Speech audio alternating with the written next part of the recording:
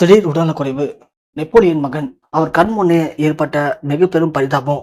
ஒட்டுமொத்த நெப்போலியன் குடும்பத்தினர்கள், தமிழ் சினிமா திரைப்படங்கள் எல்லாரும் உச்சக்கட்ட கண்ணீர்ல மூழ்கியிருக்காங்க. தமிழ் சினிமாவுடைய மிக முக்கியமான நடிகர் நெப்போலியன். நெப்போலியன் தமிழ் சினிமாவில் நடிக்காத கதாபாத்திரமே கிடையாது. ஹீரோவா, வில்லனா, குணச்சித்திர கதாபாத்திரம்னு எல்லா விதமான கதாபாத்திரங்களையும் பின்னி பெடலெடுத்தவரு. அவருடைய நடிப்பு திறமையால தனக்கென ஒரு மிகப்பெரிய ரசிகர் பட்டாளத்தை அந்த காலத்திலேயே உருவாக்குனவர் நெப்போலியன். நெப்போலியன் சினிமாவில் நிறைய சாதிச்சது மட்டும் இல்லாம, அவருடைய திருமணத்துக்கு பிறகு அவருக்கு ஏற்பட்ட சில மோசமான சம்பவங்களால அவரால் தொடர்ந்து சினிமாவில் நடிக்க முடியல. ஏன்னா திருமணத்துக்கு பிறகு அவருக்கு 2 மகன்கள். அதுல மூத்த மகனுக்கு ஏற்பட்ட விசித்திர நோய்.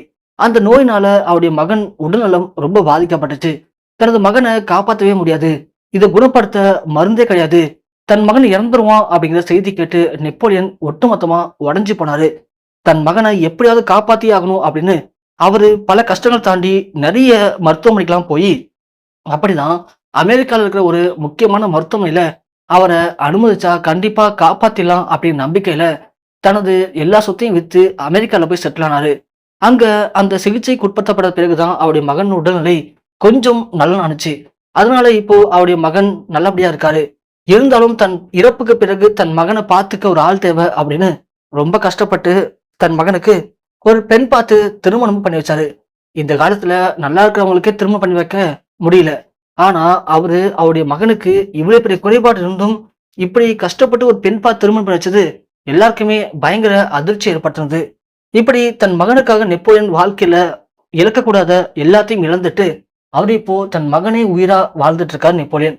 அப்படியாப்பட்ட நடிகர் நெப்போலியன் இப்ப கூட தமிழ் சினிமால ஏதாவது சில முக்கியமான படங்கள்ல ரொம்ப வலுக்கட்டாயம் பண்ணா அந்த படங்கள்ல மட்டும் சில முக்கியமான கதாபாத்திரங்களை நடிச்சிட்டும் இருக்காரு. அதே மாதிரி ஹாலிவுட் படங்கள்ல கூட அவரு நிறைய படங்கள்ல இப்போ நடிக்கவும் ஆரம்பிச்சிருக்காரு.